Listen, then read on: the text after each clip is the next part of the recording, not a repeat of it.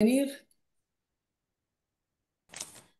Oui, Raïm Huisman, qui habite en Israël à Absalom et qui va venir témoigner de ce qu'il a vécu le 7 octobre, ainsi que sa famille. Donc, il faut le soutenir parce que, bon, ils sont traumatisés par ce qui s'est passé, hein. Donc, ils demandent qu'on les soutienne par la prière, bien sûr. Shalom, c'est pas Jackie, toi, c'est Patrick. Patrick, Patrick. Patrick et mon épouse. Patrick, c'est mon épouse Kim qui est avec moi. Enchanté d'épouse de Patrick. Elle est anglaise. Elle est anglaise. Kim. Ah, tu es anglaise. Ouais. Et elle aime le Seigneur de tout son cœur. Ah ben voilà, great to meet you. Et on aide un couple missionnaire selon, je ne peux pas dire parce que c'est Zoom, et qui vont vers les Juifs parce que lui, il est juif et on est avec eux. Ok. Ah, Shalom Chaim, oui, c'est Chaim, Shalom, Chaim.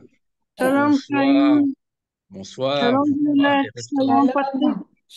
Shalom. Shalom. Shalom, shalom d'Israël. Shalom. Heureux de vous voir. Shalom.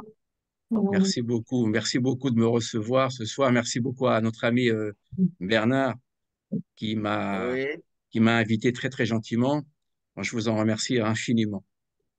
Merci. Voilà, nous sommes là pour t'épauler, nous sommes là pour prier pour toi, pour prier pour Israël, pour prier pour la libération des otages. Nous sommes de tout cœur avec Israël, de toute manière. Donc, voilà, nous sommes là pour Shalom. justement écouter le témoignage que tu vas nous apporter, traumatisant du 7 octobre, et même par la suite. Shalom Giovanni. Shalom. Shalom, Giovanni. Shalom Rosario. Chaim, Shalom, Giovanni. Je prie pour toi, il dit. on présente ton pasteur, Merci. ton Louis. Merci, Giovanni. Un Bon rétablissement. Andy. Ah, Rosario. Rosario. Il y a du monde.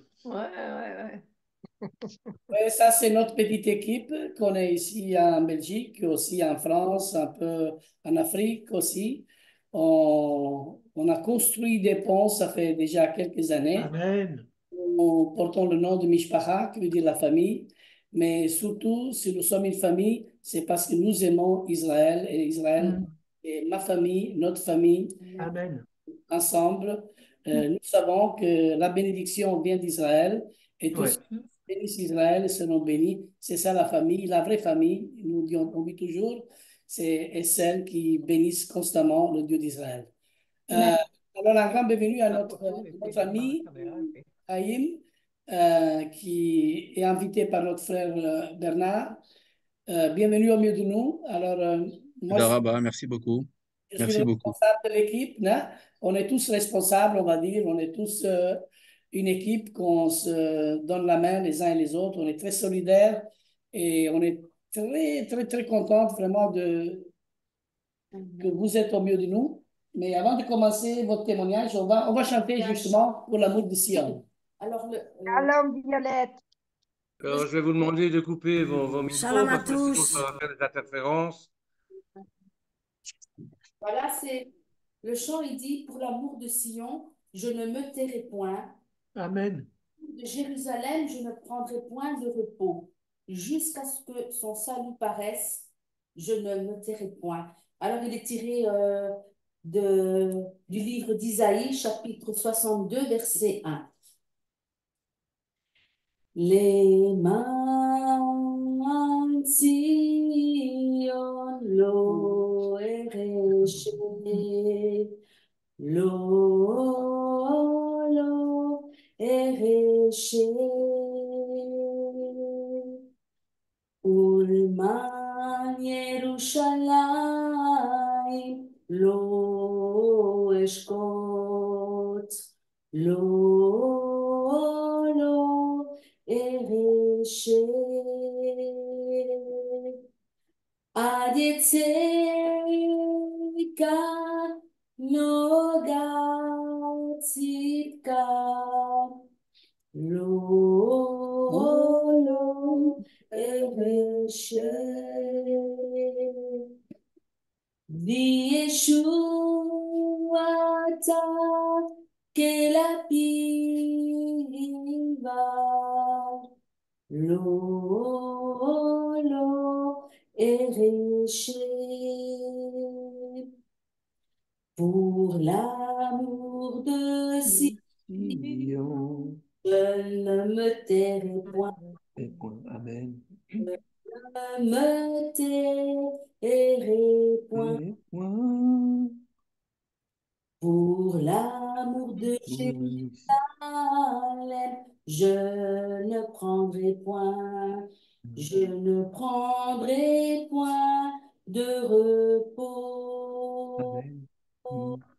jusqu'à ce que son salut paraisse. Amen. Ne me tairai point jusqu'à ce que sa délivrance surgisse. Je ne prendrai point de repos. Amen. Alléluia, Amen. Amen. Amen. Repos. Amen. Amen, Amen. amen. Salut, Amen. Alors, quand on a eu le 7 octobre, on était tellement frustrés, aussi attaqués nous-mêmes, parce que on a décidé vraiment de faire cette intercession de tous les jours. Et depuis lors, on n'a jamais arrêté. On est au rendez-vous et on prie pour Israël. Et nous gardons cette foi. Et tout cela il est en train de se propager aussi un peu partout, en Italie, aussi dans les pays où nous sommes connus aussi, hein. Et aujourd'hui, c'est pour nous un grand privilège d'avoir notre ami Chaim et que Hachem te bénisse et que Amen. puisse conduire ces moments. Nous sommes là en train de t'écouter afin d'écouter vraiment ce qui vraiment s'est passé en Israël. Et on veut vraiment l'entendre d'un vrai juif qui vit vraiment sur place. Et nous sommes là, toute oreille, vraiment, pour t'écouter. Hachem te bénisse. Toda, toda. Amen. Merci beaucoup. Alors, encore Hachem une te fois, bénisse. Amen, amen. Toda Rabba. Bénis ceux qui bénissent. Et je voudrais encore une fois vous remercier d'abord de m'avoir invité ce soir. Merci à Bernard, merci à votre communauté de me faire l'honneur et le privilège d'être là ce soir. Et en effet, le 7 octobre dernier restera une date extrêmement, extrêmement importante pour nous tous, et en Israël particulièrement, pour le monde également, c'est ce que nous croyons. Pour Israël, il y a avant le 7 octobre et il y aura après 7 octobre. Et comme vous le savez, comme vous l'avez vu, entendu, et près de 1400 personnes ont été assassinées en combien? 5-7 heures? 5-7 heures de... Vraiment, l'armée n'était pas présente.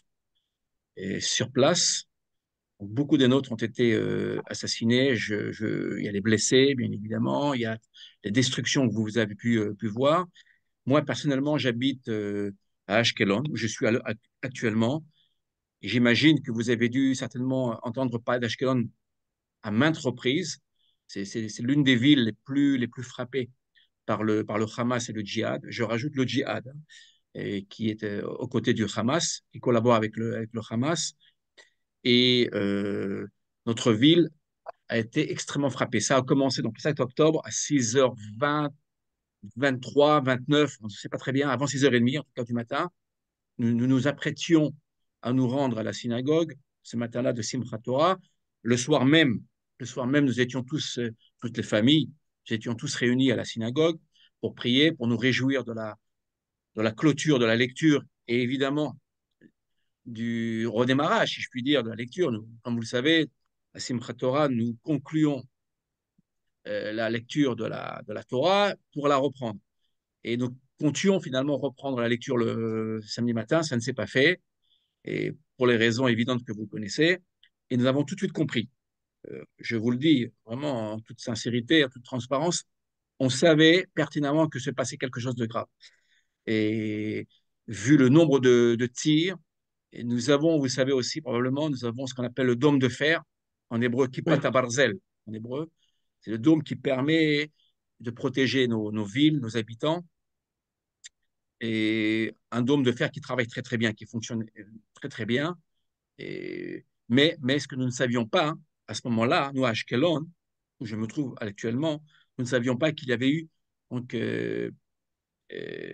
pénétration, en fait, du Hamas sur 14 points. Il y a 14 points sur la frontière, la ligne, si vous le voulez, qui sépare Gaza de nos localités, de nos kibbutz, moshavim, localités, etc.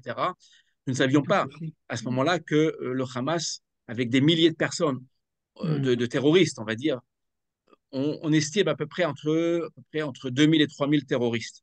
Je ne sais pas si vous imaginez, pour bien comprendre ce qui se passe lorsque un terroriste, pénètre, c'est le branle-bas de combat en Israël. Un terroriste. Imaginez-vous 3000 terroristes qui n'ont pas eu finalement de problème à pénétrer dans ces localités, à les brûler, à violer les femmes, ça vous avez dû en entendre parler, violer les femmes, les jeunes filles, à tuer, brûler et faire ce qu'ils ont fait.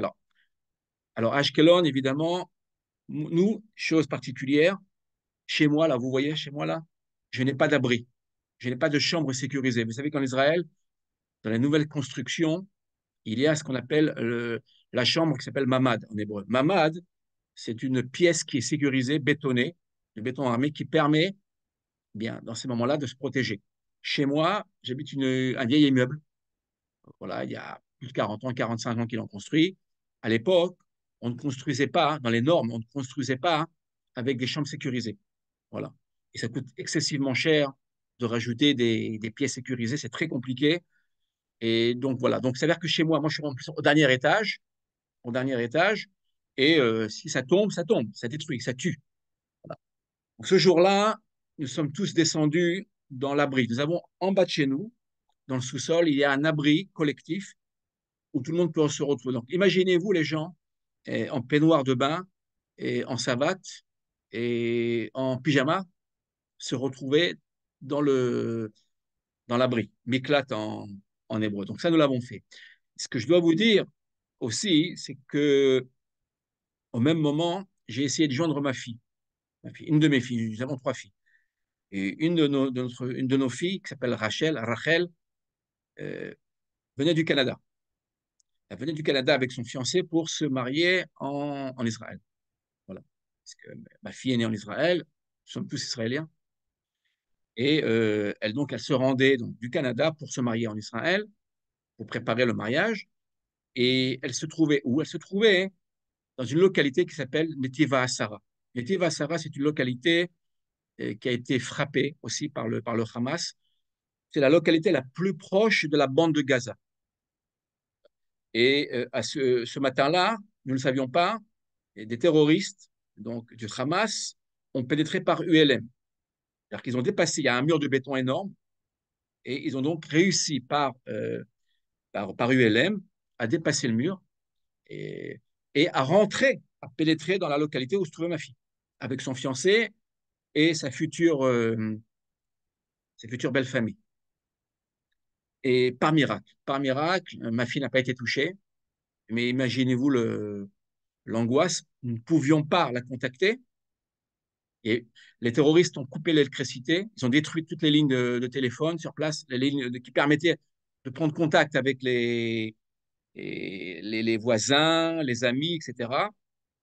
Et dans ce lieu pastoral qui est ouvert avec des fleurs partout, des arbres partout, et toutes ces villas, une grande partie de ces villas ont été détruites. Beaucoup de voisins ont été assassinés ce jour-là. Et malheureusement, ma fille a eu, euh, son fiancé et notre future belle famille, sa future belle famille ont été épargnés par miracle. C'est un miracle. Des voisins ont été malheureusement assassinés, leurs maisons brûlées, etc., etc. Ce sont des images que vous avez pu voir. Donc, je vous le raconte parce que c'est vraiment très proche de nous, le miracle. Mais vous imaginez le traumatisme. Il y a un double traumatisme en fait. Il y a un traumatisme individuel que nous avons vécu nous-mêmes. Et puis, il y a le traumatisme collectif voilà, que nous vivons au jour le jour avec également nos otages. Nous avons encore 133 otages et vous avez dû le voir également, cette famille qui est devenue symbole, la famille Bibas. Là, je tiens à rappeler les noms de famille, les prénoms. Il y a le bébé Kfir qui a été enlevé lorsqu'il avait 8 mois. Donc, faites le calcul, presque 3 mois. Il aurait 11 mois aujourd'hui. Voilà, 11 mois. Son frère Ariel, qui a lui 4 ans, enlevé. Et l'épouse, il y a l'épouse et il y a le mari, évidemment, les jeunes, qui n'ont pas été toujours, pas été finalement rendus, malheureusement. Donc, il y a encore beaucoup de jeunes, de moins jeunes encore, malheureusement, qui n'ont pas été rendus, des femmes et des enfants, qui sont encore aux mains du Hamas et du djihad. Nous savons maintenant une trentaine de ces otages ont été tués sauvagement. Et, et que j'aimerais aussi rajouter un point très, très personnel qui me tient à cœur. Lorsque vous entendez dans les médias qu'il y aurait le Hamas qui serait disons, le méchant, disons, le méchant, et qu'il y aurait les Palestiniens, population palestinienne qui souffrirait du Hamas et qui seraient donc les gentils. Il faut bien comprendre que le jour du 7 octobre, à la suite de la pénétration de ces terroristes, des civils, des milliers de civils aussi, sont entrés en Israël. On a les images. Et qu'ont-ils fait? Ben, la même chose. Ils ont pillé, ils ont tué, ils ont violé, ils ont vraiment, ils se sont donnés à cœur joie. Vous voyez? Voilà. Donc, la situation est beaucoup plus complexe qu'on le croit. Et donc, pour nous, simplement, il faut éliminer donc, le mal absolu, ce qu'on appelle d'ailleurs en hébreu, vous savez, en hébreu biblique, dans l'hébreu biblique, on appelle ça le Hamas. Voilà. Il y a le Hamas, l'organisation terroriste, qui porte le même nom que le mot Hamas dans la Bible, qui apparaît dans le livre de la Genèse, mais pas que, même chez les prophètes, qui veut dire la violence absolue. Le mot Hamas en hébreu veut dire violence avec un grand V, c'est le mal absolu, qui recouvre le vol, le viol, le meurtre, et je vous en passe. Bon, voilà. Donc voilà. Donc aujourd'hui, nous nous battons contre un mal, contre le mal absolu, et il s'agit d'un combat, on peut le dire, entre la lumière contre l'obscurité. Il s'agit d'un combat civilisationnel. C'est pas lié à un territoire quelconque, et il s'agit d'un combat qui oppose donc la lumière à l'obscurité. Et ce que nous demandons, et ce que nous voulons, c'est que les nations nous suivent. C'est pour ça que je suis vraiment, je voudrais encore remercier Bernard et vous remercier de tout cœur, parce que nous avons besoin de l'appui de vous tous. Voilà. Et chacun est important. Vous comprenez? Chacun est important. Dans le monde, malheureusement, aujourd'hui, dans le monde, il y a une scission entre ceux qui nous comprennent et ceux qui ne veulent pas nous comprendre. Voilà. Ou ceux qui ne font rien et qui se taisent. Ceux qui se taisent, selon moi, sont aussi responsables de ceux qui ont commis les crimes du 7 octobre. C'est Il vrai. est important, je lance un appel aussi à vous tous et à vous toutes, il est important que vous puissiez, là où vous êtes, diffuser cette information et prier, évidemment, et soutenir l'État d'Israël. Voilà, nous avons besoin de vos prières, mais aussi de vos actions, ne pas avoir peur. Évidemment, faites attention à vous, car j'ai bien conscience que en Europe, les difficultés sont là.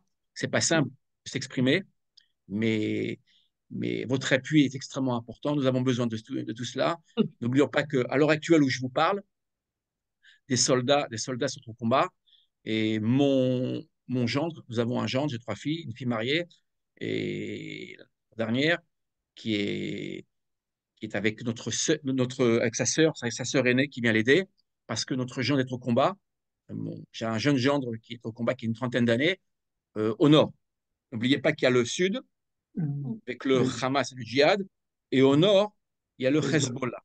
Voilà, le Hezbollah, c'est une armée qui a phagocyté le Liban et qui détient le Liban, on peut dire. C'est le Hezbollah avec Nasrallah. Et notre gendre donc, est au combat, il est officier dans l'armée israélienne, il est au combat, donc il risque sa vie.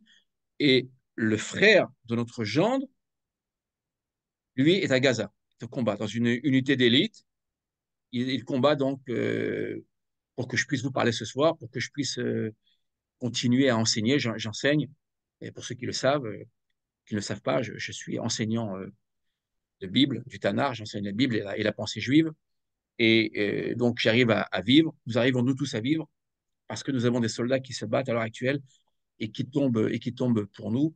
Il y a aujourd'hui, si on fait le compte entre les soldats qui sont tombés au combat à Gaza et dans le nord, et tous ceux qui sont, les soldats qui sont morts le 7 octobre, on arrive à près de 443, je pense.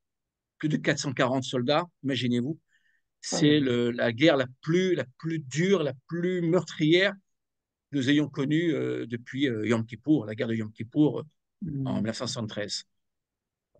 Donc, merci beaucoup pour toutes vos prières et prions pour que tous nos otages rentrent vite à la maison et sains et saufs, nous l'espérons. En tout cas, l'espoir, yesh tikva, il y a de l'espoir, de l'espérance.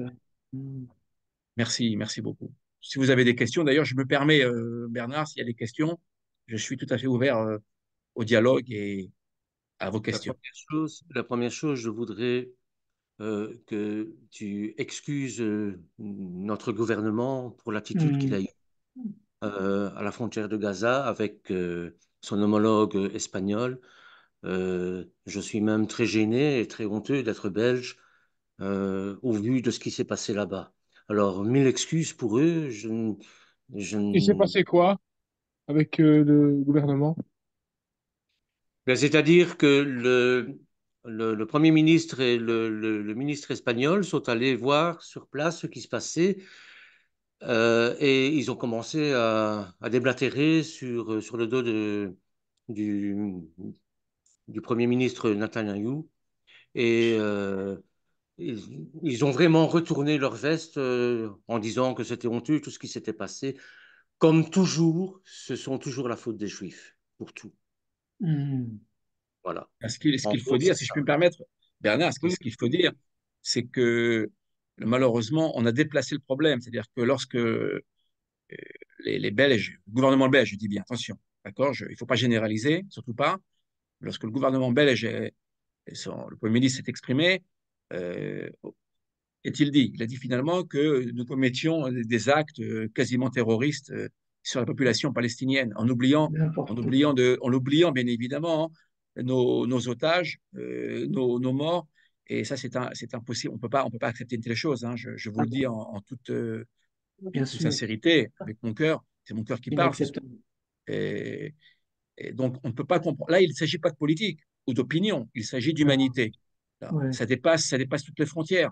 Et donc, on est d'abord des hommes comme tout le monde. Et vous savez, et je voudrais rajouter aussi un point, c'est que la plupart de ceux qui ont été assassinés sont des personnes qui appartiennent, si vous le voulez, à des mouvements de shalom, pour la paix. Vous voyez, des gens, on va dire même de gauche, on peut dire. Voilà. Oui, Qui eux-mêmes, et c'est tout à leur honneur, qui eux-mêmes recevaient des Palestiniens chez eux, ou bien pour les nourrir, ou bien pour les aider pour travailler, ou bien on les reçoit pour construire même les maisons et les appartements en Israël, si vous le voulez.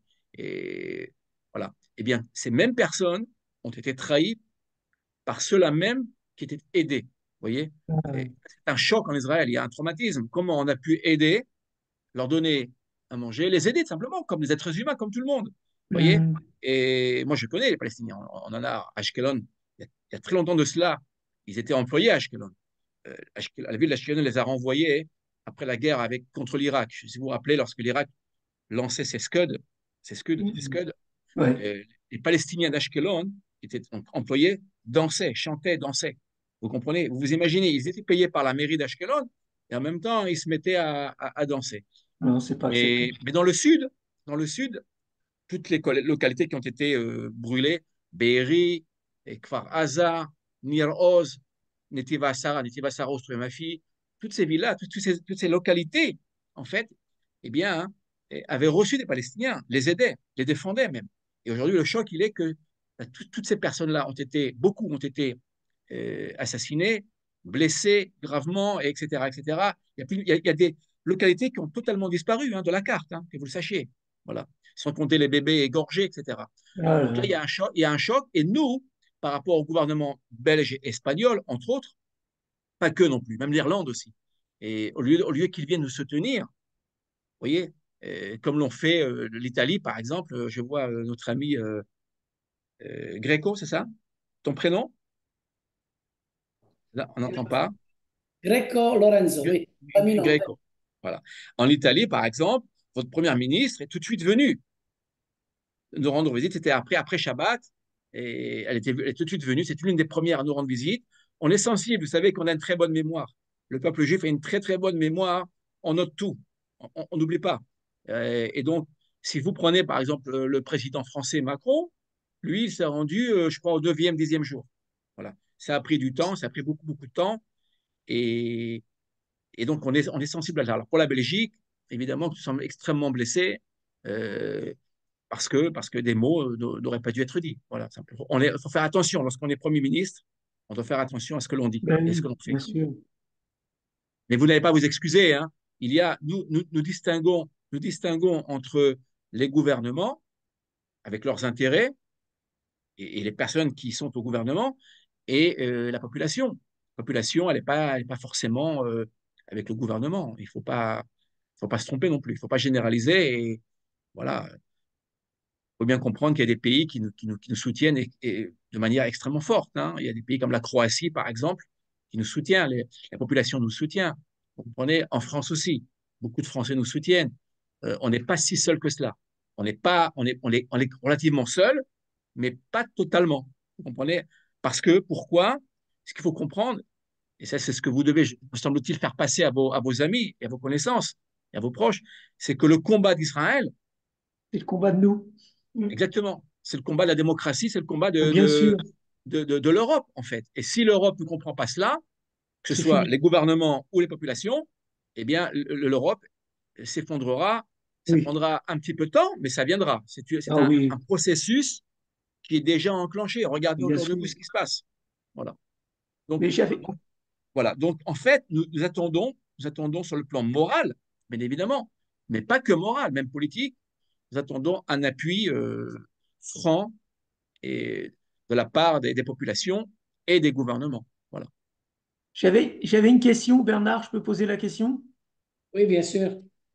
J'avais une question concernant toutes ces politiques de pays européens qui sont envahis, il faut le dire quand même, parce qu'en ouvrant l'immigration, enfin moi je pense que depuis 2015, cet accord qu'ils ont fait dans le dos d'Israël, parce qu'Israël est le premier pays concerné par les accords avec l'Iran, puisque c'est le premier pays menacé, qui n'était même pas à la table des négociations, ils se sont permis de dégeler tous les avoirs iraniens qui étaient à l'étranger, d'ailleurs ce qui a permis de financer entre autres tous ces groupes terroristes.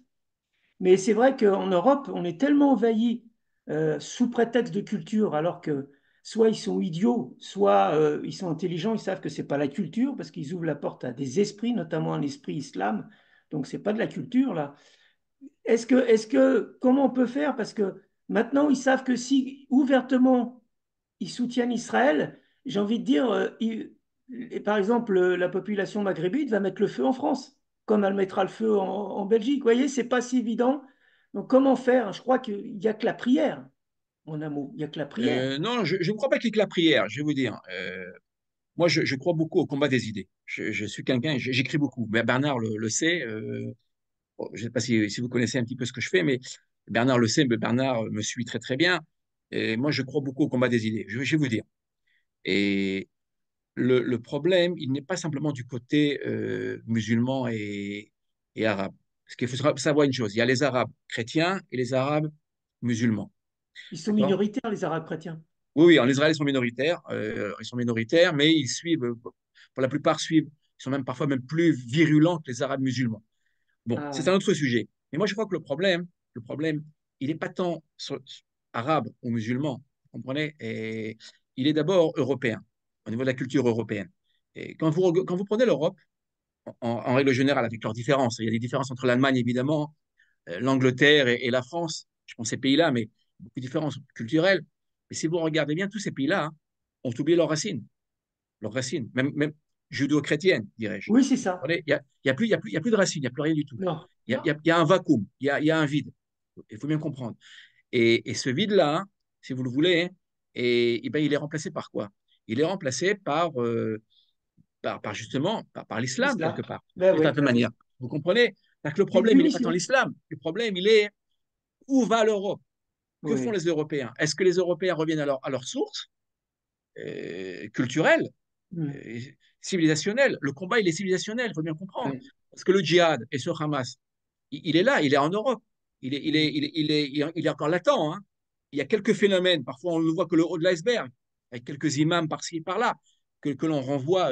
La France, je crois, il y a quelque temps, Darmanin a renvoyé un imam qui a fui, je crois, en Belgique, d'ailleurs, et je ne me trompe pas. Et vous le voyez, il n'a toujours pas été rendu, je crois, mais il n'a toujours pas été rendu, il Oui, s'est sauvé il avait fui en Belgique. Voilà, vous le voyez, donc regardez, alors que la Belgique aurait dû logiquement agir. Donc le problème, il est pas seulement politique, même je dirais, il est civilisationnel, sur le plan même culturel et cultuel. Vous voyez, sur le plan même Oui. Oui. spirituel. Mm. Euh, si l'on n'a pas de racines, un arbre qui n'a pas de racines, c'est un arbre qui tombe. L'Europe n'a plus de Oui. racines.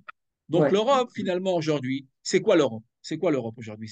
Que veulent les Européens? Ils veulent vivre tranquillement, il n'y a plus de guerre, Mm. c'est très bien d'ailleurs. Il n'y a plus de guerre, donc on ne sait plus ce que veut dire le mot guerre. Moi, Ouais. nous sommes en temps de guerre maintenant en Israël. Je n'aurais jamais cru qu'en arrivant en Israël, moi je vis en Israël depuis 34 ans, nous vivons avec mon épouse et voilà et mes enfants, 34 ans. Je vais bientôt 35 ans en Israël, donc je connais bien le pays. On a vécu beaucoup d'événements difficiles en Israël, hein, et à Ashkelon particulièrement. On a vécu des moments difficiles. Mais vivre la guerre, je ne connaissais pas. D'ailleurs, je vous le dis en passant, j'ai oublié de vous le dire, j'ai pendant un mois et demi, j'ai dû quitter ma maison. Pendant un mois et demi, à cause des bombardements, j'ai dû aller chez ma fille, dans un lieu beaucoup plus sécurisé. Vous comprenez? Je ne sais pas si vous imaginez, j'étais réfugié dans mon propre pays. Je ne sais pas si vous imaginez. Alors là, j'ai pu comprendre, un tout petit peu, j'ai pu comprendre la souffrance des Ukrainiens. Oui, vous comprenez? Qui, eux, ont quitté totalement leur pays et leur langue. Imaginez-vous un Ukrainien qui se retrouve en France. Il y en a. Imaginez-vous les problèmes de culture, de langue, etc. Moi, j'étais encore chez moi en Israël. Il n'y a pas de problème. J'étais chez ma fille, on a vécu, j'ai pu manger, j'ai pu dormir, en pensant évidemment à ma ville. Mais ma ville, c'était là où j'habite, là, vous voyez où j'habite, les missiles sont tombés autour de nous, tout autour. Oui. Il y a Ashkelon. 2 ans de cela, je ne sais pas si Bernard s'en rappelle, il y a 2 ans de cela, un missile est tombé vraiment en bas de chez moi, euh, en bas de chez moi, et toutes les fenêtres de chez moi, ce que vous voyez derrière moi, tout a explosé. Vous comprenez? J'étais pas chez moi à ce moment-là, un miracle. J'étais toujours chez moi et à ce moment-là, avec mon épouse, on est sorti. Je ne sais pas si vous imaginez. Et c'est là où ça a explosé. Et il y a des miracles. Donc, si vous le voulez, nous, on est chez nous. Mais imaginez-vous là, l'Europe, je le pense, l'Europe finira, et je ne suis pas le seul à le penser d'ailleurs, l'Europe finalement finira par s'écrouler, hein, parce qu'il n'y a il y a plus rien. Le Non. Français, à quoi rêve le Français? Le Français rêve à ses vacances, il rêve, et c'est normal, il sait plus ce que c'est que la paix. Il rêve pour ses vacances, ses congés, son 13e mois, etc., etc. Vous comprenez? Donc, le côté matériel des choses. Or, un État, une nation, elle ne tient pas là-dessus. Elle tient sur ses racines spirituelles, sur ses origines. Mm. Voilà. Et nous, en Israël, pourquoi on est fort aujourd'hui? Pourquoi on est fort? C'est aussi important de le dire.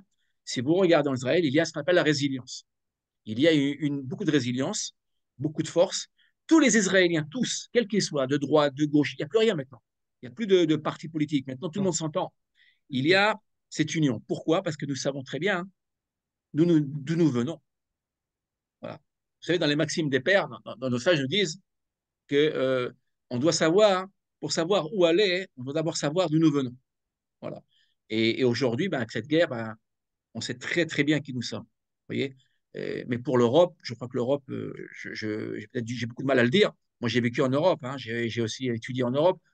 J'ai beaucoup de mal à le comprendre. Mais l'Europe, à mon avis, finira mal. C'est la raison pour laquelle, d'ailleurs, Macron, président Macron, si je puis me permettre, a décidé de faire voter une loi, d'ailleurs, qui n'est pas passée, je ne me trompe pas, mais contre l'immigration. Enfin, ils ont essayé de limiter. Je ne sais pas si vous Non. imaginez. Elle n'est Voilà. pas encore passée. Non, Elle non, doit passer au Conseil oui, constitutionnel. Et voilà, on il y a sait eu très un bien que le problème. Conseil constitutionnel va encore annuler certaines dispositions qui seraient peut-être très importantes. Voilà, donc rien n'est simple. Pourquoi? Parce que justement, il faut bien comprendre une chose, c'est que tous ces mouvements islamiques, et islamisme, euh, connaissent très bien la démocratie. Et donc, ils jouent de cela. Vous comprenez? Ben oui. Et donc, ils s'infiltrent tout doucement, tout doucement, tout doucement, tout doucement. Et je ne sais pas si vous imaginez, Mein Kampf, le livre écrit par Hitler, hein, Mein Kampf, même les protocoles de Sion, sont dans la librairie à Lyon. Mon frère vit à Lyon, j'ai un frère qui vit à Lyon en France. Et Ah, dans des librairies, c'est traduit en arabe. Ce sont des livres traduits en arabe qui font fureur dans le monde arabe. Et voilà, donc on en est, alors qu'on devrait interdire tout cela. Donc il y a beaucoup, beaucoup de choses à faire.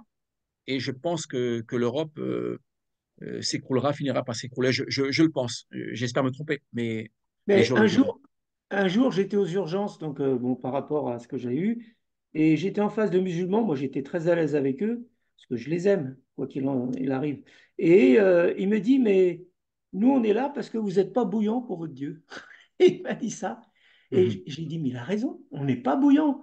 On a renié nos racines judéo-chrétiennes. Comme vous Mhm. dites, on n'a plus de racines. Par contre, ce que je crois, c'est que ça va pas être si facile avec la France. Je ne sais pas pourquoi. Je pense que ça va pas être si facile qu'ils vont imposer ça à la France. Je suis pas sûr. Ça va, Il y je vais aura vous peut-être dire. un réveil très tardif. Le français, moi je viens de France, donc je le connais bien, j'ai de la famille en France. Je parle de la France que je connais bien, mais je pense que c'est la même chose ailleurs. En Angleterre, c'est horrible en Angleterre. Regardez ce qui se passe en Angleterre. Oui. Oh là là. L'antisémitisme, c'est horrible. En France, ils essayent maintenant il y en a qui voient le danger arriver, Oui. mais, mais il est très très latent. Vous voyez, c'est comme les plaques tectoniques. Vous voyez, le tremblement de Mhm. terre, on ne le voit pas venir, mais il va venir à un moment donné. Ça viendra. C'est une question de temps. Il Et n'y a pas de racines. Il n'y a pas de racines, il n'y a plus de racines. Non, non, Un arbre sans racines est un arbre qui est appelé à tomber. Ça, c'est tout une à fait. évidence. Voilà. Et alors en Israël, nous avons beaucoup de racines en Israël. Rien n'est simple, bien évidemment, mais l'Israël est fort parce que nous sommes fortement enracinés dans notre langue, la langue hébraïque, dans nos Ouais. sources et dans notre tradition, notre histoire aussi, notre histoire et notre terre, Adonai. Adonai. qui nous unit. Mais en France, je veux dire, la différence avec les Américains, que nous connaissons bien aussi, les Américains, les Américains, hein, ce sont des protestants à l'origine. Les États-Unis ont été fondés par des protestants. Les protestants, toutes les fois où ils vous parlent, d'abord, ils vous bénissent. D'accord? Ils vous bénissent. Ils parlent de Dieu. La Constitution américaine se termine, d'accord, avec le nom de Dieu. Et, contrairement à la France, ce sont des pays totalement sécularisés. Donc, alors, c'est pour la raison pour laquelle, l'une des raisons pour lesquelles nous sommes très, très unis avec les Américains. Parce que les Américains, comprenez, eux, il n'y a pas de problème de dire Dieu. Quand ils parlent, il n'y a pas de problème. Mais imaginez-vous en Belgique ou en France ou en Italie, je ne sais pas, ou ailleurs, je ne sais pas d'où vous êtes. Je vois aussi un autre ami d'Afrique, je crois, non? Je ne sais pas. Et, et quand vous dites Dieu dans un discours, que Dieu vous bénisse, ça passe pas très bien. Alors qu'aux États-Unis, ça passe très bien. Vous comprenez? Ouais. Et c'est une question aussi de racines, je pense, il me semble. Pas que, mais essentiellement. Mhm. Mhm. Ben, moi, je voudrais un petit peu intervenir avec notre frère. Et, si on pense aux États-Unis, hein, devant, je veux dire, bon, ils sont pour Israël. En fin de compte, c'est pour leur intérêt. C'est-à-dire que par les États-Unis, Israël va être lâché, comme l'Europe a lâché Israël. Parce qu'on parle de Macron. Macron, il a fait une double face. Mhm. Avant, il est venu en Israël, après on va aller en Égypte pour aller essayer de... Et c'est ça qu'on ne comprend pas la géopolitique, Je vais vous dire, justement. justement, alors, je voudrais répondre parce que alors, je reviens à la question, je l'associe à la question de l'Iran tout à l'heure. C'est qu'il faut bien comprendre par rapport à l'Iran. L'Iran avance très rapidement au niveau de l'acquisition de la bombe atomique. Ça, nous le savons, c'est pas nouveau. Mhm. Ils sont très, très Ouais. proches. La France, pas que la France, pas que la France, ils n'ont pas intérêt à se, comment dire, à se mettre l'Iran à dos. Il faut savoir que la France, je prends la France, il n'y a pas que la France, mais la France a beaucoup d'intérêts économiques en Iran, énormément. Les industries automobiles, par exemple. Vous prenez c'est l'Iran. Pareil, vous comprenez. Donc, ils n'ont pas intérêt à se mettre l'Iran à dos, bien évidemment. Mais si l'Europe ne fait rien, évidemment, c'est pas bon pour nous, pas bon pour Israël. L'Europe doit freiner aussi les progrès de l'Iran qui se dirige vers la fabrication d'une bombe atomique et ça risque de venir. Et, vous comprenez, mais il y a beaucoup d'intérêts en jeu. Beaucoup d'intérêts sont les intérêts économiques, en fait, qui font que l'Europe euh, l'Europe est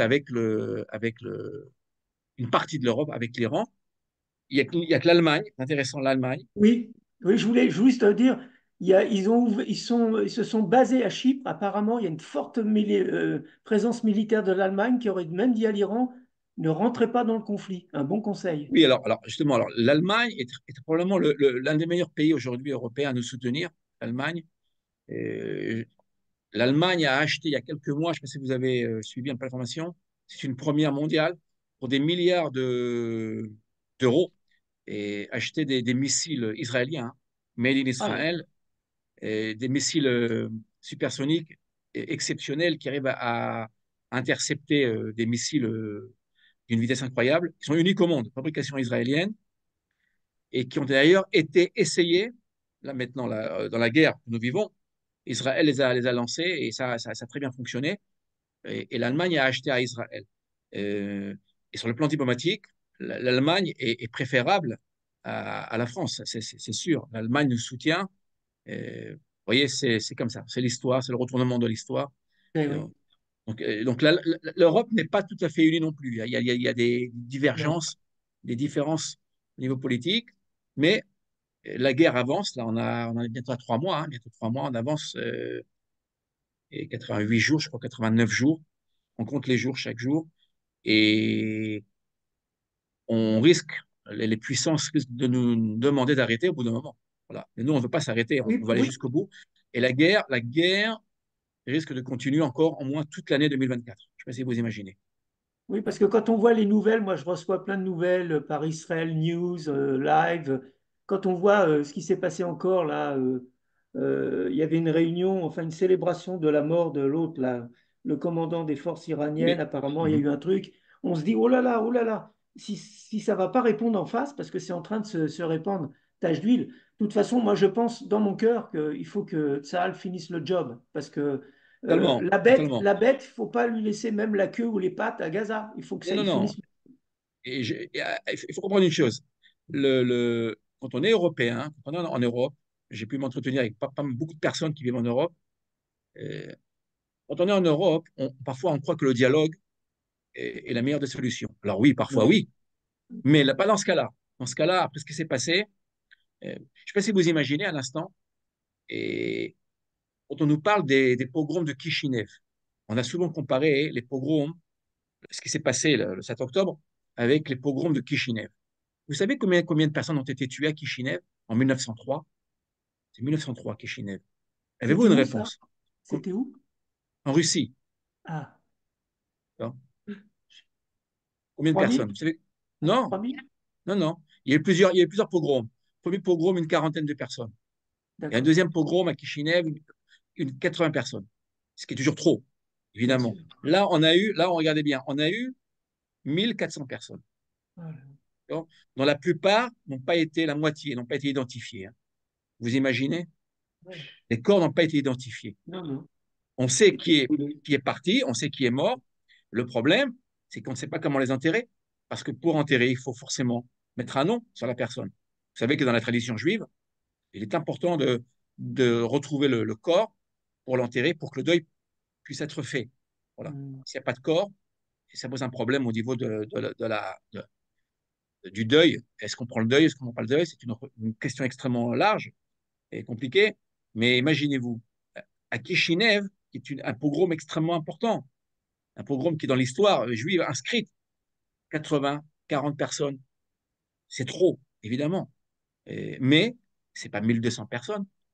Et au moment de la Shoah, même au moment de la Shoah, on a fait le rapport avec la Shoah. Il n'y a jamais eu en une journée, en 5, 7 heures de temps, autant de morts juifs, d'assassinats. Et sans compter les otages, imaginez-vous, les femmes, les enfants, les grands-mères, les grands-pères, les bébés, les femmes, etc. Bon, vous imaginez même le viol, les viols. Alors, ce qu'il faut comprendre, c'est que le monde entier se tait. Et se tait. Vous imaginez, et j'ai écrit aussi sur les universités américaines, à Harvard, je ne sais pas si vous avez vu, Oui, oui, Harvard, oui. Pennsylvanie, etc., le MIT. euh, Mm. Vous imaginez, ils disent que ça dépend du contexte. Comment des grandes universités, avec des gens qui se disent éclairés, des hyper diplômés, euh, ceux qui dirigeront la société américaine et même le C'est monde d'une là où certaine c'est manière, inquiétant. ils osent dire, ça dépend du contexte. Mais je veux dire, du bon sens. Vous voyez? Et nous qui vivons ici, nous sommes choqués par cela. Nous sommes Mm. choqués. Et on aurait attendu beaucoup plus d'humanité, beaucoup plus d'empathie. Et c'est pas ce qui s'est passé. Ça veut dire quoi? Ça veut dire que une seconde Shoah est toujours possible. Voilà. Et c'est ce Mm. que veut faire l'Iran avec ses sbires, ses amis. Vous voyez, n'oubliez pas qu'il y a la Chine, là, il y a la Chine, il y a la Russie aussi. Euh, on est entouré du mal. Le mal est ici. Donc la prière est importante. Nous prions tous. Moi-même dans mes cours, nous prions. Il y a beaucoup de psaumes. Il y a le psaume 27, le psaume 144 aussi que je vous invite à lire. Et le psaume 144, il est bon pour nos soldats. Et si vous regardez le psaume 144, c'est un psaume et, extrêmement, extrêmement intéressant, qui est vraiment comme si nous ouvrions un journal, hein, 144, pour nos soldats. Et moi, je crois beaucoup au combat des idées, c'est-à-dire que on peut, on va pas influencer sur les antisémites et antisionistes, etc. Ça, on ne le pourra pas. Ça, c'est peine perdue. Par contre, il y a beaucoup de personnes qui ne savent pas, qui ne connaissent pas l'histoire de la région, qui ne connaissent pas euh, Israël, qui ne connaissent pas notre culture, qui ne connaissent pas nos prières, qui ne connaissent pas notre manière de vivre, notre manière de penser, vous comprenez? Et moi, mon travail, si vous voulez, ma vocation, c'est une vocation que je fais depuis des années déjà, c'est d'expliquer tout cela. Alors, ça peut être par des textes historiques que j'écris, ça peut être par la Bible, ça peut être par la pensée, par des comparaisons au niveau des mouvements d'idées. Vous savez, il n'y a rien de gratuit, rien ne naît spontanément. Et voilà. En Europe, il y a une ignorance, mais quasiment totale sur Israël. Quasiment totale. Ils ne savent pas où se trouve Israël. Demandez-leur où se trouve Israël sur la carte, ils ne savent pas. Beaucoup de gens ne savent pas où se trouve. D'accord? C'est même pas. C'est deux arrondissements, c'est deux provinces françaises, hein, Israël. C'est pas très grand. Hein. C'est pas très, très grand. On est 10 millions d'habitants aujourd'hui. 10 millions d'habitants. On est à peu près 9 millions de juifs et il reste un million à peu près, un peu plus d'un million de minorités, druzes, etc., etc. À peu près 1,5 million. Voilà. On a 21% d'Arabes en Israël. 21%. On est donc 8 millions. Excusez-moi, donc 8 millions de juifs. Faites le calcul, 20% de la population sur 10 millions, faites le calcul. Et donc voilà, donc on en tient compte. Ils ont les mêmes droits que nous. Voilà, bon, on va à l'hôpital ou chez le docteur, on a des médecins qui sont arabes et c'est très bien, pas de problème. Ils ont les mêmes droits que nous et on nous traite de pays apartheid. Vous imaginez, Ah, c'est c'est une l'ignorance folie. et beaucoup de gens reprennent cela. C'est n'importe quoi.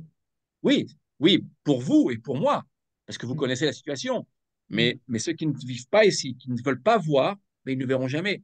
Donc notre rôle à nous, et votre rôle, je pense, notre rôle à nous tous, c'est justement de prendre tout cela en main, de prier d'un côté, oui, mais en même temps, de faire des rencontres, comme vous le faites très bien, autour de vous, si vous avez des amis, tout doucement, évidemment, de manière évidemment euh, tranquille, sereine, d'expliquer les choses.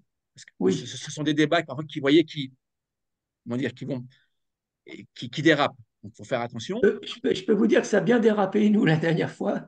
C'était quand? C'était dimanche. Oh là là. C'est un ami que j'aime beaucoup, mais alors Oui, non, j'ai il commencé faut à lui pas, expliquer il faut pas. spirituellement. Non, mais Non, il a quand même évolué. Parce que j'ai commencé à lui expliquer. D'abord, je lui ai dit, c'est pas une guerre humaine. D'abord, on a changé de siècle. C'est pas une guerre, c'est pas l'humanisme, c'est une guerre vraiment spirituelle. Je suis venu sur le côté versant spirituel.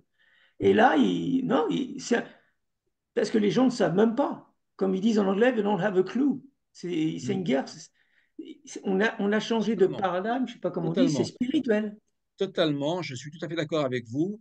Et la guerre que nous vivons est une guerre de civilisation spirituelle, Oui, absolument. oui. Et là, ce qui se passe, ça, on nous l'apprend dans la tradition, c'est que Israël, le rôle d'Israël, c'est de faire surgir la vérité, de faire surgir la lumière.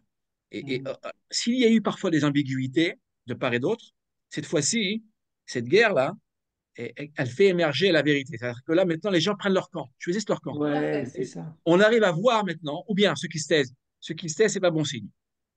D'accord. Lorsque quelqu'un tombe, parce que vous voyez un ami qui tombe, un frère, un homme dans la rue, vous faites quoi? Tout de suite, vous venez naturellement, par instinct, l'aider à se relever, enfin, me semble-t-il. Et, eh bien, que se passe-t-il? Il y en a qui se taisent. C'est pas grave, non, on veut rester neutre. La neutralité, pour nous, égale pro-Hamas. D'accord? On doit prendre parti. On doit prendre parti. C'est le moment de prendre parti. Puis il y a ceux qui nous défendent. C'est vrai aussi.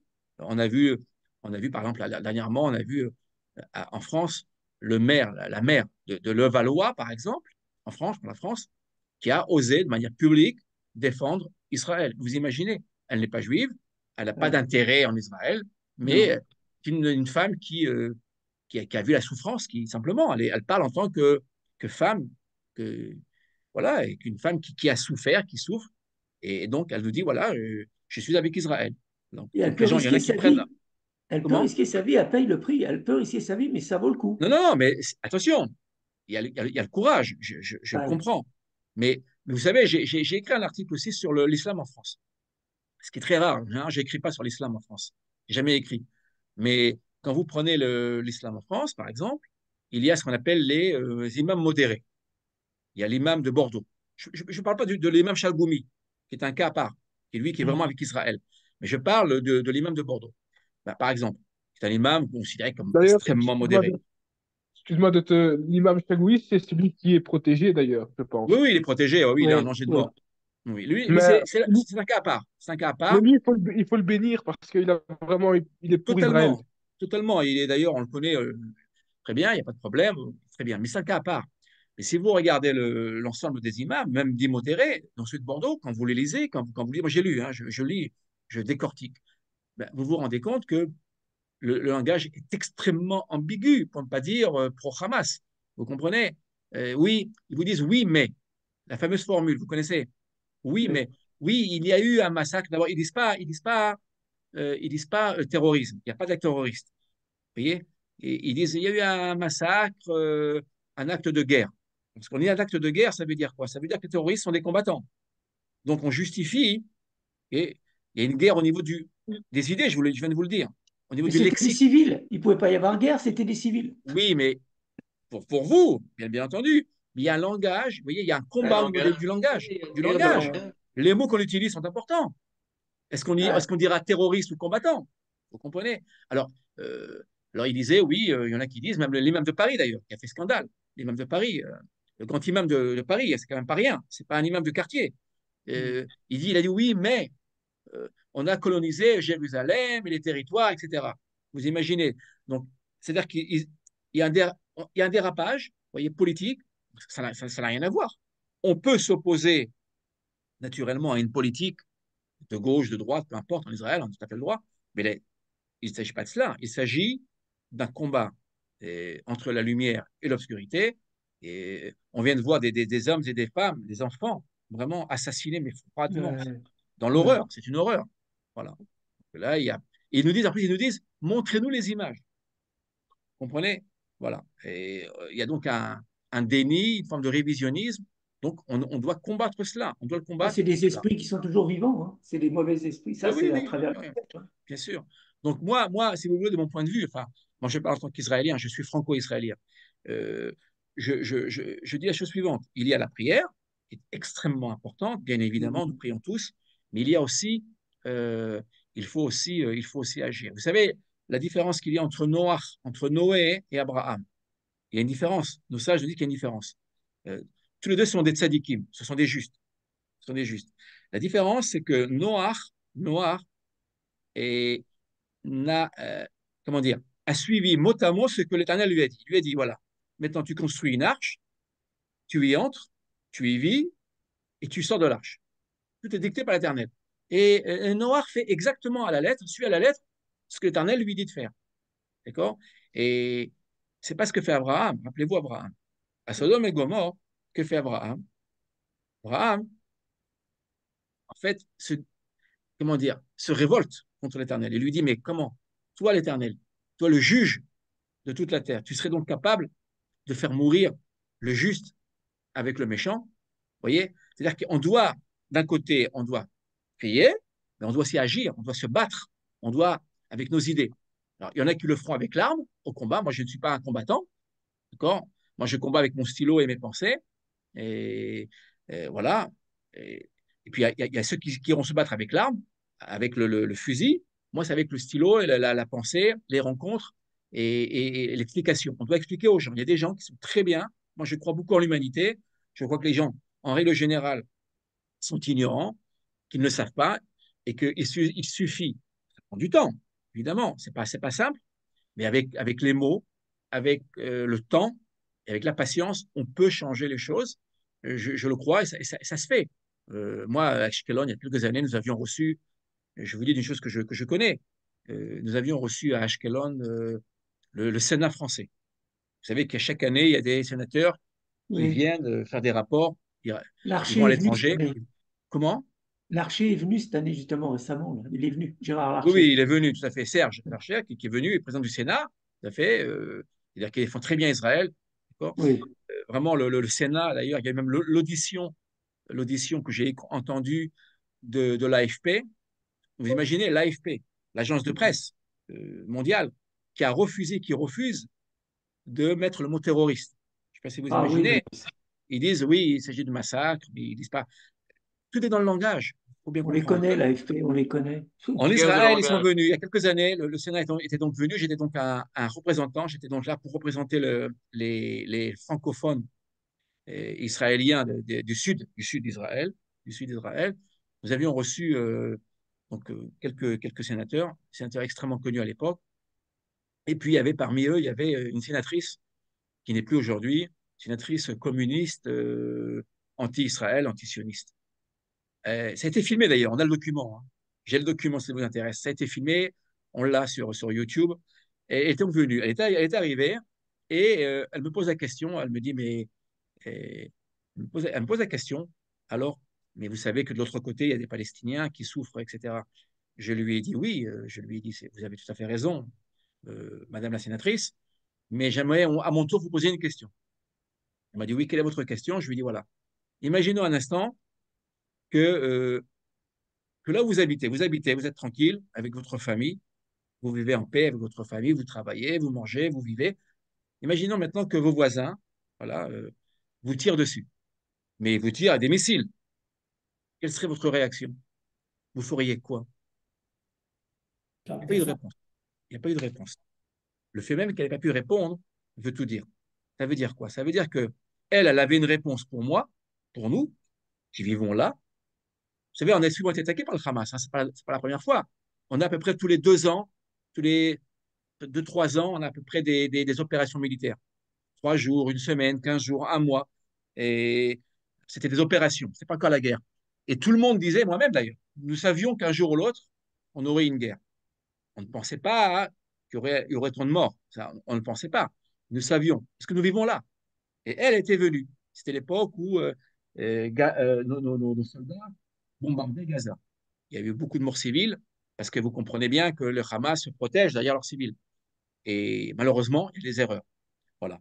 Alors je lui ai dit, je lui ai posé cette question, je lui ai dit, écoutez, on ne vous demande pas d'aimer Israël, on vous demande de réfléchir, le bon sens. Mm. Que feriez-vous à notre place? Voilà. Il n'y a pas eu de réponse. Et ça, c'est la meilleure, vous voyez, regardez bien.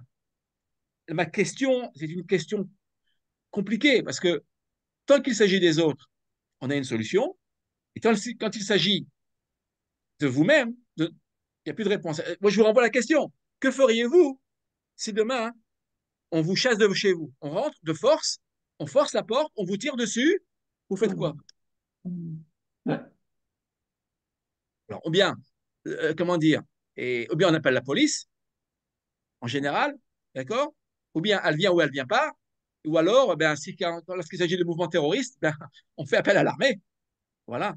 Et, et donc l'armée est là pour défendre son pays.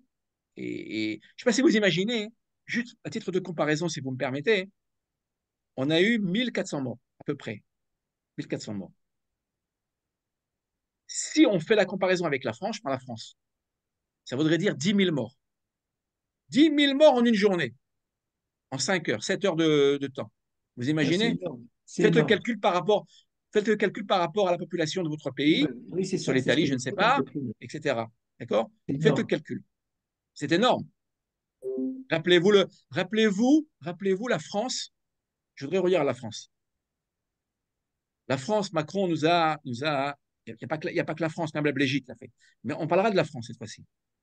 La France nous a accusés, Macron nous a accusés de tuer des petits enfants à Gaza, et des femmes, des enfants, etc., etc. Je tiens à vous rappeler que lorsque Daesh, vous vous rappelez Daesh, Hmm. et en Irak et en Afghanistan, etc., rappelez-vous les bombardements français. Qui s'en rappelle? Avec les forces alliées, les forces On s'en anglaises, rappelle. américaines. Ils en ont tué, ils en ont tué. Ah Ils ont oui, tué des civils, ils ont tué des femmes, ils ont pas, bien attendez, sûr. ils n'ont pas averti à l'avant. Nous, on a averti à l'avant. Ouais.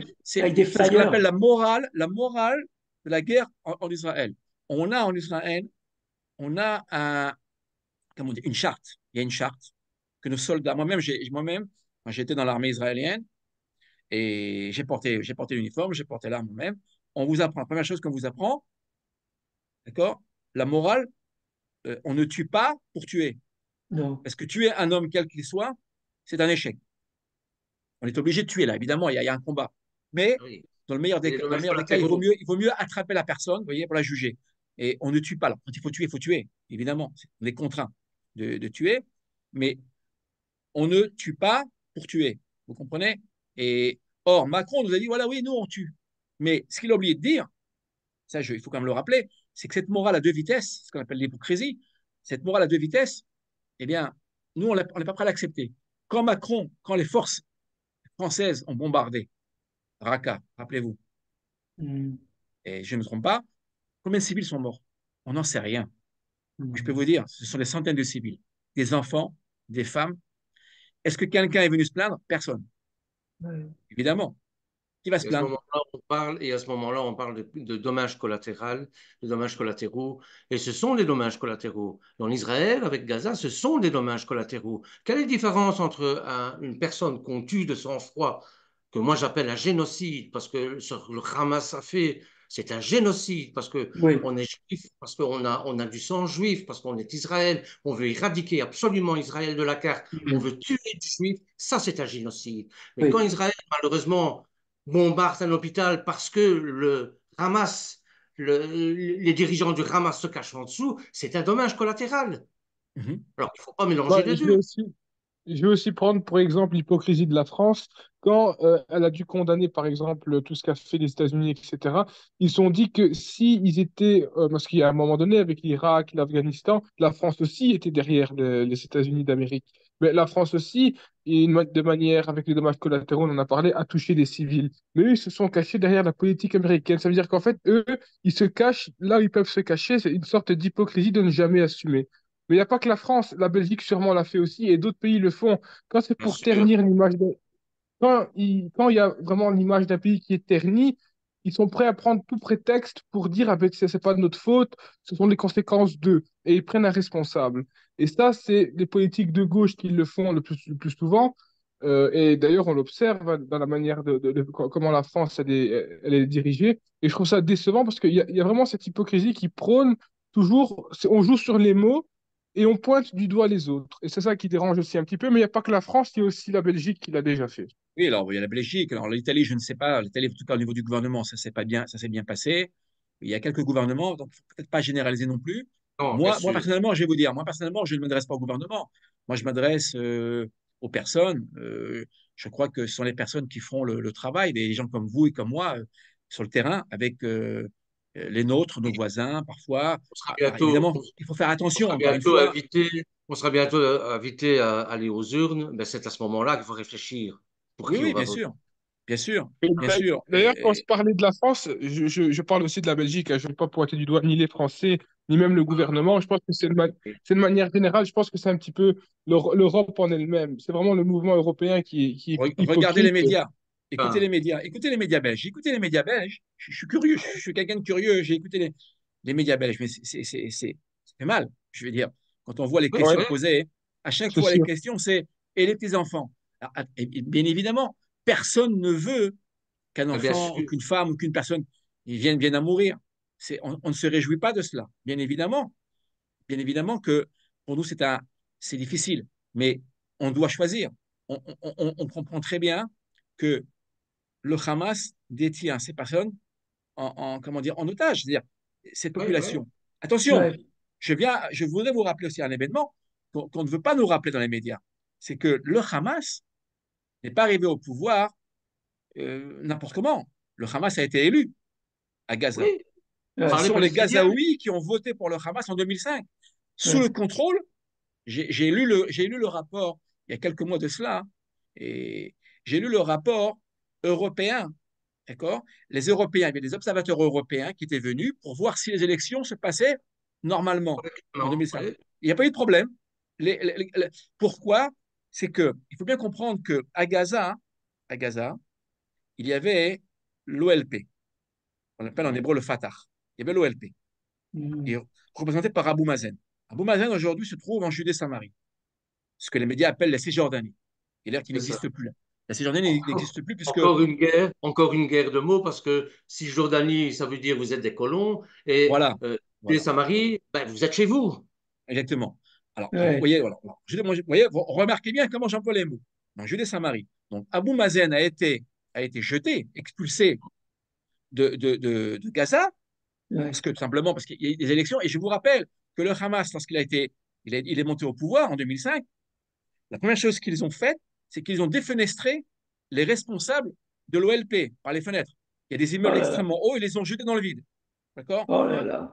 Qui en a parlé de ça à l'époque? On le sait, ça, tout le monde le sait, mais tout le monde se tait là-dessus. Ils les ont jetés, ils ont fui. Entre eux, ils ne s'entendent pas entre eux. Donc, mais attention, l'OLP a la même visée. Ils ont la même vision que le Hamas, mais différemment. Abou Mazen, je vous le rappelle, il était le bras droit d'Arafat.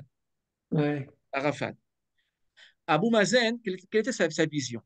Abou Mazen, déjà, quand il était plus jeune avec Arafat, là, il est vieux, il a plus de 80 ans. Et il disait à Arafat, écoute, on a échoué en prenant des avions, en prenant des otages. On m'entendait, bon, on a échoué. Qu'est-ce qu'on va faire? Ça c'est le coup de maître d'Abou Mazen. Il a dit, on va prendre le temps et on va, sur le plan diplomatique, on va essayer d'attaquer Israël. Vous voyez? On va essayer de se C'est faire ça. reconnaître sur le plan C'est ça que diplomatique. je dis. C'est ça que j'ai dit aux gens. Je dis parce qu'on m'a dit, il y a un lieutenant d'Arafat, je ne savais pas que c'était Abou Mazen, C'est Abou qui Mazen. a dit, on ne peut C'est pas du gagner Maroc. militairement, on peut pas gagner militairement contre Israël tant qu'on va gagner diplomatiquement. Voilà. Et ce Alors, qui est ça, c'est incroyable, c'est que les nations se mais, fassent rouler dans la mais, farine comme ça. mais le but est le même, c'est-à-dire le but est le même, c'est en fait de nous jeter à la mer, en fait. Donc, si vous voulez, donc ils voulaient le faire tranquillement, tranquillement. Et nous, après les accords d'Oslo, et Shimon Peres, Yitzhak Rabin ont reçu le prix Nobel pour cela, avec Arafat. D'ailleurs, je rappelle qu'Arafat s'est rendu à Oslo pour recevoir son prix Nobel en habit de militaire. Alors que quand on reçoit le prix Nobel, on doit s'habiller, il y a un habit particulier. Ils l'ont reçu, ils lui ont ouvert la porte. D'accord? Et les accords d'Oslo, donc on leur a tout donné, on leur a donné des armes en Judée-Samarie, etc., etc. Le Hamas est arrivé, le Hamas est arrivé, donc démocratiquement, on peut dire. Or, Abou Mazen, je vous le rappelle aussi, n'a pas voulu d'élection en Judée-Samarie. Pourquoi? Parce qu'en Judée-Samarie, il savait pertinemment que le Hamas l'emporterait aussi. Vous comprenez? Voilà. Et des gens comme des ministres, comme les ministres belges, comme la France, etc., vont voir Abou Mazen, qui est antisémite, antisioniste, qui n'a pas été élu démocratiquement par son propre peuple, toujours pas. Je ne sais pas si vous imaginez. Voilà. C'est ça l'Europe pour nous, aujourd'hui. C'est triste de le dire. C'est ça. Voilà. Et, donc, je vous le rappelle, le Hamas est soutenu par une population qui souffre, certes. Attention, elle souffre, mais ça ne veut pas dire qu'elle est pour autant pour Israël, cette population. Donc, le Hamas a été élu démocratiquement. Donc, cette population, selon moi, est aussi responsable est aussi responsable que le Hamas lui-même. On le voit très bien. D'ailleurs, vous avez vu les images des otages lorsqu'ils les ont libérés? Vous avez vu les photos? Des sauvages, excusez-moi. Enfin, moi, j'appartiens au monde, comment dire, occidental, et ça me fait mal. Je veux dire, on se dit, mais on est où là? Et, et, C'est la guerre vous des avez vu, images. comment, vous avez vu la jeune franco-israélienne, Maya? Je ne sais pas si vous avez vu Maya. Oui, oui, Oui. oui, oui. Vous l'avez vu. Islam. Et alors, elle parle pas apparemment le français, elle est franco-israélienne. Mais que dit-elle?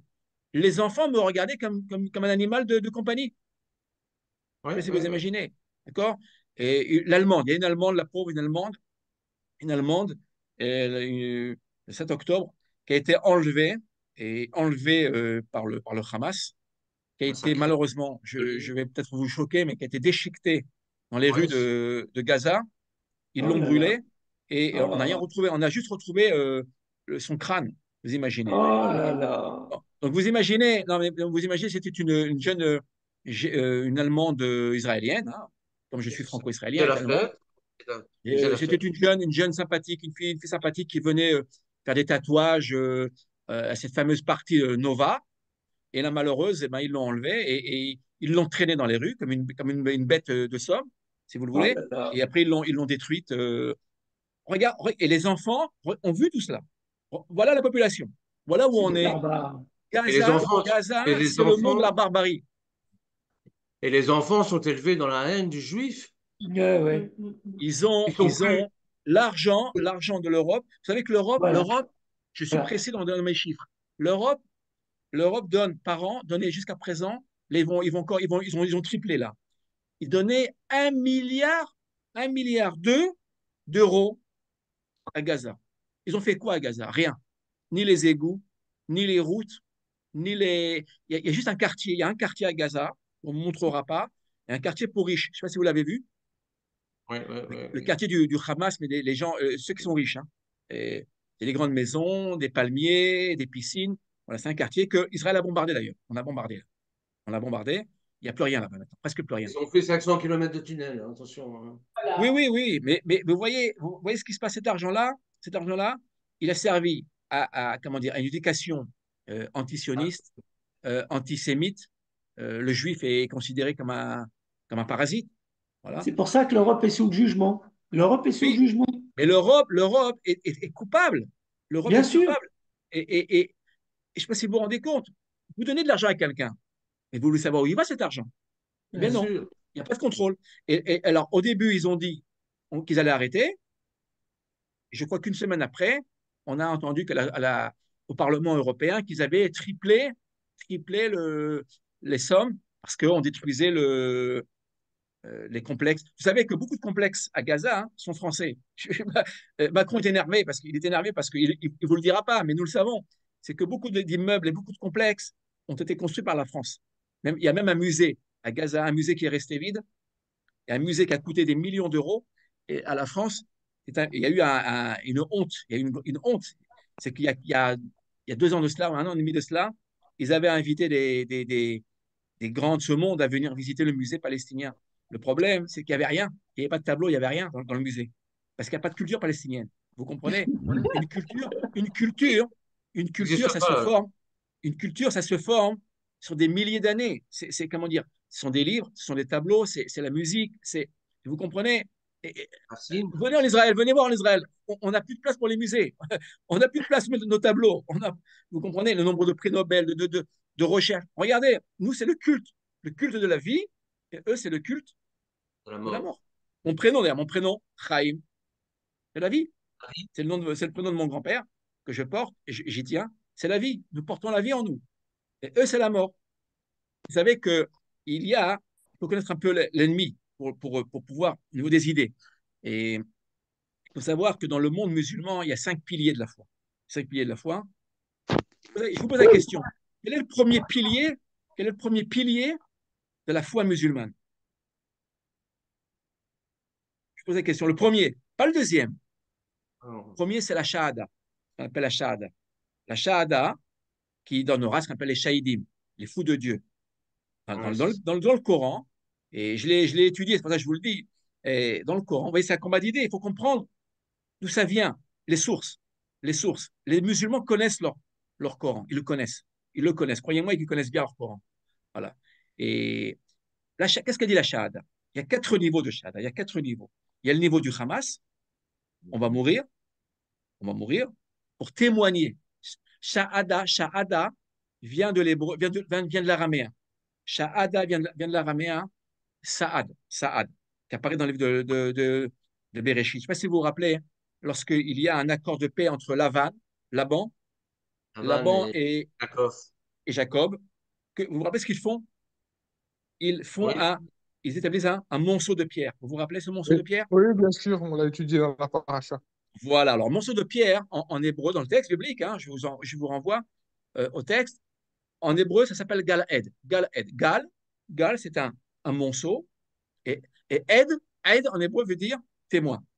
Le témoin, oui. Mais dans le même verset, il y a un passage en araméen. Yegar Saaduta. Yegar Saaduta. Yegar veut dire un tas, et Saaduta veut dire témoin. Or, le mot Saad en hébreu, Saad, c'est pas de l'hébreu, c'est de l'araméen. C'est de l'araméen. Qu'a donné en arabe, a donné Sha'ad. Sha'ad. C'est le même mot. C'est le même mot. Shahad, pour les musulmans, est toujours lié à la mort. On est prêt à mourir. On est prêt à Martyr. mourir pour témoigner de la foi musulmane. Ça, c'est le ça. premier pilier. Cherchez, Pour vous les verrez.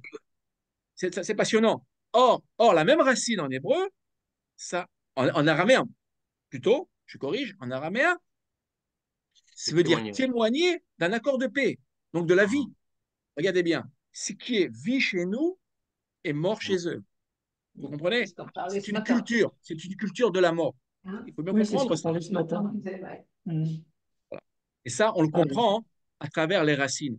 Si on s'éloigne des racines, on n'y comprend rien. Or, en Europe, qui a lu le Coran? Qui connaît les piliers de la foi musulmane? Personne.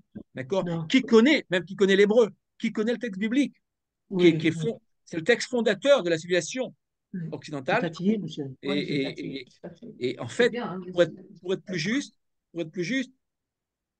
c'est pas tant l'hébreu ou le monde biblique qui a changé l'Europe. C'est plutôt le monde hellénistique. C'est Rome. Oui, c'est ça. C'est la Rome et la Grèce Mm. qui ont changé C'est la ça. face de l'Europe. Et moi, mon point de vue, de mon point de vue, et je l'enseigne depuis des années, il faut réhébraïser le monde. Il faut le réhébraïser, en tout cas le monde occidental, j'entends. D'accord? Et les valeurs occidentales devraient être beaucoup plus hébraïsées qu'elles ne le sont aujourd'hui, selon moi. Mais bon, il y a beaucoup de travail, encore une fois. Oui.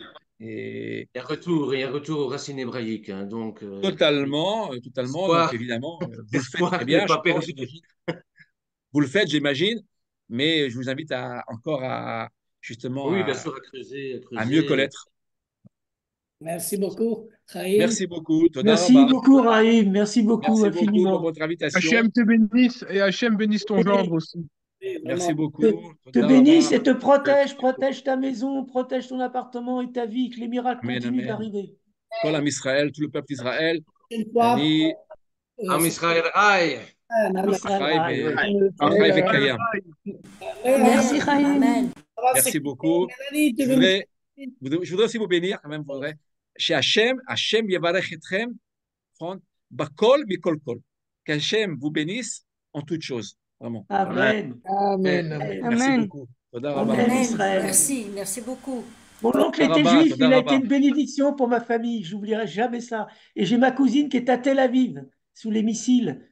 Mon oncle était juif, il est décédé malheureusement parce qu'il avait un rétrécissement mitral, c'est-à-dire qu'il y avait un problème avec une aorte, et je l'aimais beaucoup, et il était juif, il a été une bénédiction. Il a dit un jour à mon père, qui est gentile, lui a dit, t'es comme un frère. Et je pense que c'était prophétique de ce qu'allait se passer, par exemple, dans ma vie, et c'est ce que veut le Seigneur, qu'on soit des frères dans ses racines, en Yeshua. Amen.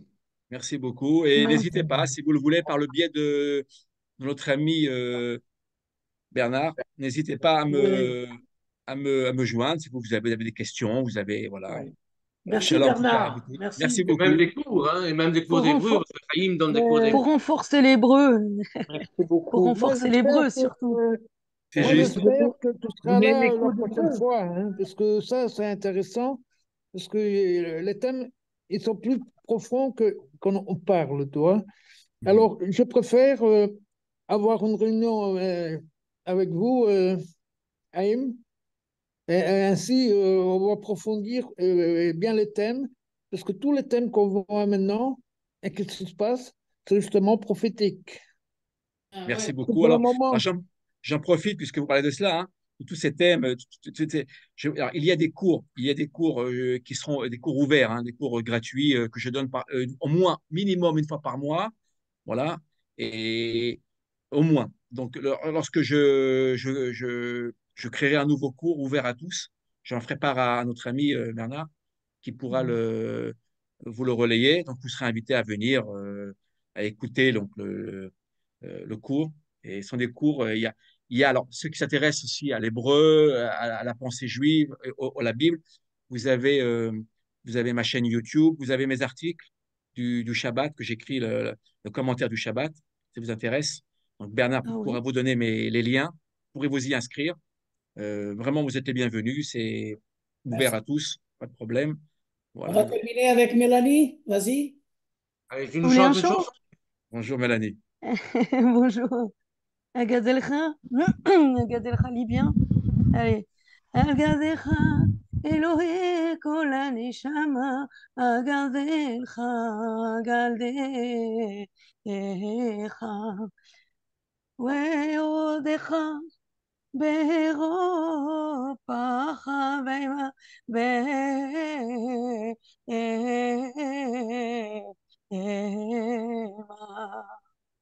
בעמדי תוך קהלך צור לרומם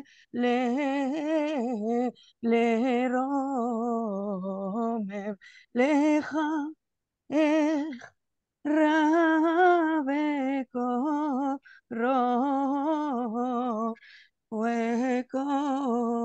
וקומה אגדלך אלוהי כל הנשמה אגדלך אגדלך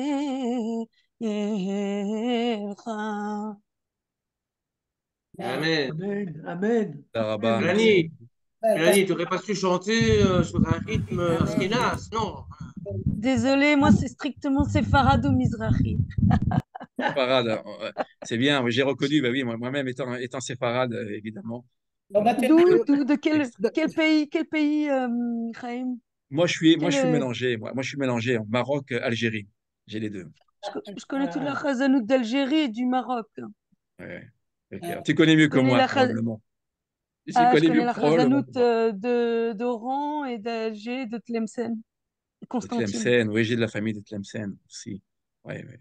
OK, on va faut Tlemcen. dire, terminer par la prière Voilà, de Jean-Baptiste. Est-ce C'est que très, très touchant. Tu es de quelle origine, si je peux permettre, Mélanie, si je peux me permettre? Je suis séfarade, ma famille, je suis d'origine marane, j'ai fait mon retour au judaïsme, j'ai été reconnue par des rabbins, j'ai eu beaucoup de bagarres avec le Ah, consistoire c'est toi qui écris sur le Facebook, non? sur les maranes, sur les Oui, c'est maranes. toi qui écris. Oh, voilà, j'ai vu cela. Je n'interviens pas beaucoup, mais je lis. Ça y est, j'ai compris. J'ai compris, oui. Je Et- suis passée sur Ivanka News, sur Zera oui, Israël. J'ai beaucoup défendu le statut des marranes et d'ailleurs, je continue à me battre. Je ouais, travaille avec des rabbins discrètement parce que voilà, on essaye oui, d'aider le maximum de personnes. Et puis là, je suis en train de. Bon, ça fait quelques années, je fréquente des synagogues et je suis en train de m'auto-former en Chazanout pour devenir Chazanite et Peitanite. ouais. Alors, si tu veux, je peux te mettre en contact aussi, enfin, avec une de mes meilleures amies.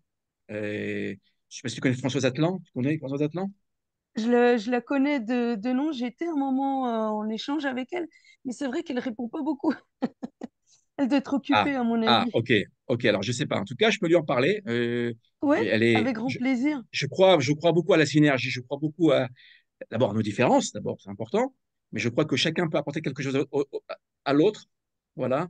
Et donc, bah, je vais lui en parler. Non, non, je vais lui en parler. Je suis en très bon contact avec elle. Donc, Ah bah avec grand plaisir, parce que je sais euh, qu'elle chante, je chante en judéo-espagnol aussi, en ladino et judéo-arabe, donc c'est pas un problème. On pourrait beaucoup échanger. oui, moi-même, j'aime beaucoup la musique, donc elle est pianiste aussi, donc je me conseille auprès d'elle. Vous savez, on apprend de tous, on apprend de tous. Donc, je vais Exactement. lui parler que je t'ai rencontré. D'abord, je suis très enchanté. Je t'invite à garder le Enchantée. contact avec moi, Mélanie, vraiment. Alors, Raïm, je vais te laisser mes coordonnées sur la discussion. Voici donc mon mail. Alors, attends, tu me mets ça en chat. Ouais, merci Oui. beaucoup à Bernard, vraiment merci à vous. Vous voyez les rencontres, c'est extraordinaire. Je Oui. suis, je suis extrêmement touché. Je vois Giovanni, je vois Rosario, voilà. Patrick, on connaît, Violette, voilà. Évidemment, Lorenzo Greco, voilà. Grazie mille, grazie mille. Voilà, merci beaucoup. Et alors, attends, je Alors, vais mon voir, portable. Mélanie. Alors, attends, comment on fait cela? Attends. Je vais vous laisser parce que mon épouse est fatiguée, puis moi, Oui, merci. avec les. Merci, Merci à Raïm, vous. vraiment infiniment. Leila N'hésitez Tov, pas. Leila Tov. Laila Tov. Laila Tov. Belatov. Voilà. Attendez, je note un instant, je note tout cela. Ne fermez pas pour l'instant, je vais noter tout cela. Voilà. On termine avec la prière. Bien Donc, ton sûr, je me numéro de renforce en portable. hébreu parce que je lis aussi à la synagogue et je lis avec les Ta'amim, la Torah Waouh. la paracha et l'Haftara. Et c'est vrai que je dois me renforcer encore plus parce que c'est très dur la paracha. Paracha, c'est très dur la Très, très dur. paracha. Tout à fait. Tout à fait.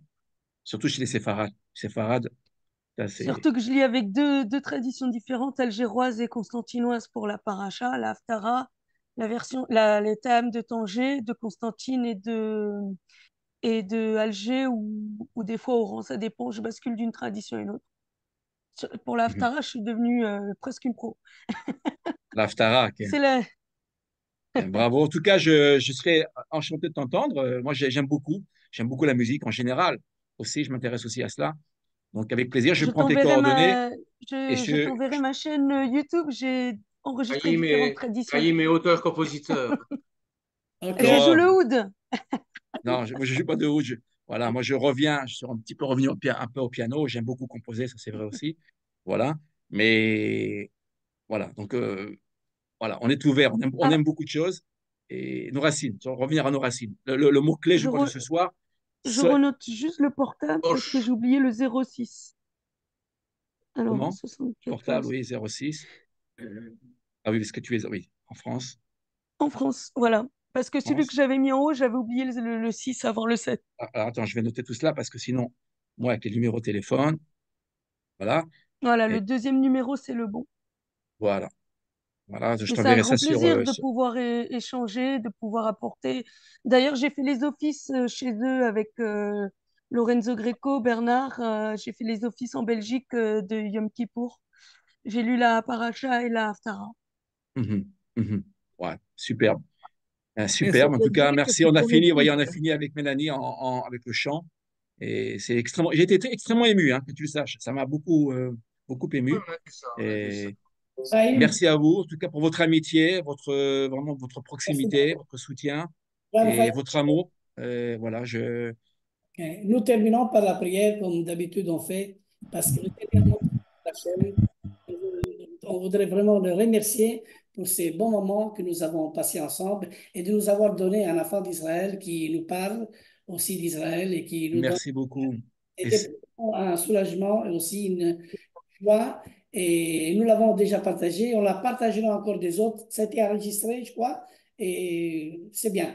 Alors, dit pasteur Jean-Baptiste, ça c'est, il vient d'Afrique, et d'Afrique, Hachem m'a envoyé là-bas pour parler d'Israël. Et là-bas, il y a des centaines qui s'ouvrent à Israël et on élève le drapeau d'Israël et on dit ensemble Am Israël Chai. Et j'invite ce jeune pasteur, ce Roé, vaut mieux dire, qui va prier pour Israël et il va prier aussi pour vous et pour ce qui se passe. Vas-y, pasteur. Daraba.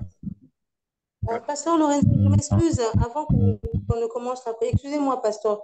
Je voulais juste demander si vous pouvez demander au frère Raïm de communiquer le nom de ces deux gendres. Merci. Ah oui. Ah, OK. J'ai un seul gendre. J'ai un seul gendre pour l'instant. Oui, Voilà. oui. L'autre, finalement, ma fille, finalement, histoire un peu difficile.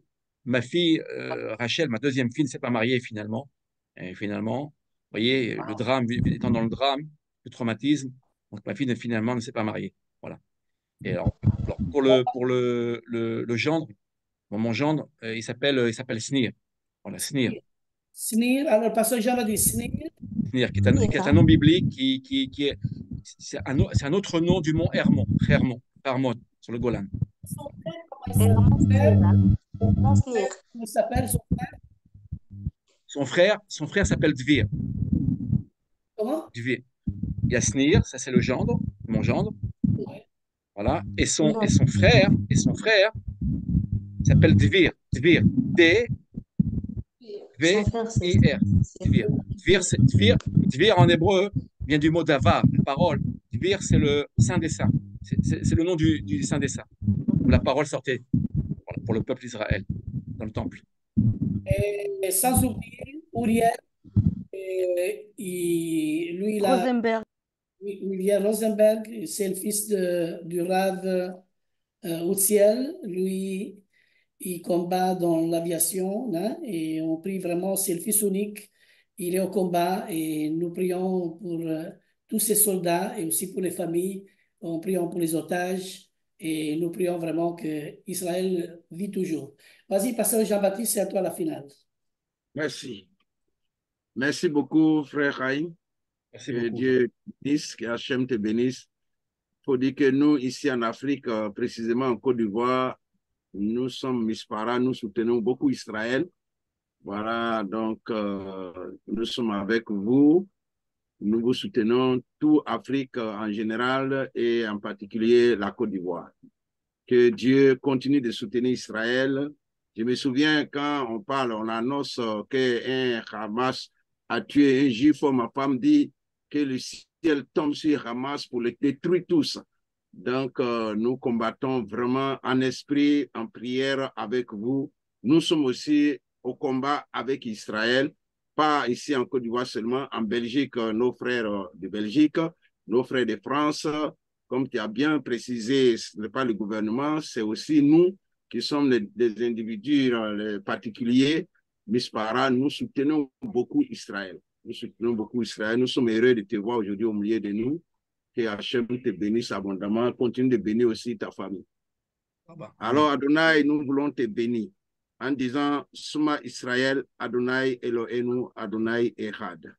Seigneur, qu'Israël écoute son Dieu, son unique Dieu, le Dieu seul et unique, Dieu d'Abraham, d'Isaac et de Jacob. Seigneur, depuis longtemps, tu as choisi Israël.